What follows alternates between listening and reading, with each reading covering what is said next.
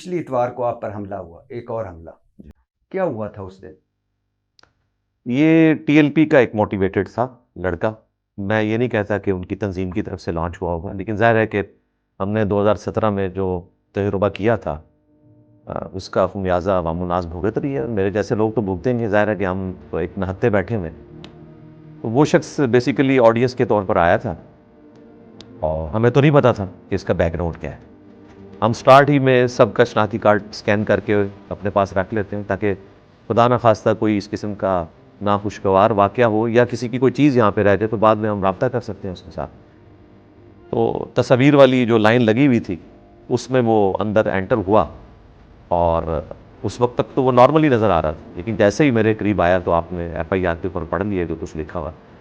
तो मेरी नज़र में तो ये लोग काबिल रहम हैं। बेसिकली असल मुजरिम वो लोग हैं जिन्होंने इनकी ब्रेन वॉशिंग करके उनको अवामुन्नास के ऊपर चढ़ा दिया।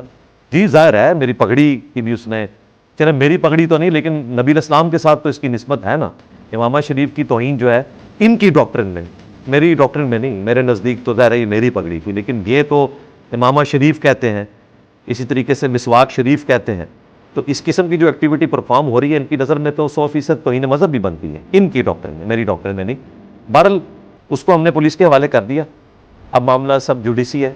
324 की दफ़ा उस पर लगी हुई है, इक़दाम कत्ल थी। और बाद लोग कह रहे हैं जी इक़दाम कत्ल कैसे हो गया, वो तो नहत्ता था। भाई ज़ाहिर है जब 3 लाइन ऑफ डिफेंस होंगे तो कोई शख्स यहाँ पे सुई भी नहीं ऊपर लेके आ सकता। एक दफ़ा सुई लेके आया था तो अब हम जूतियां भी नीचे उतरवाते हैं, क्योंकि वो बूट के नीचे रख के ले आया था सुई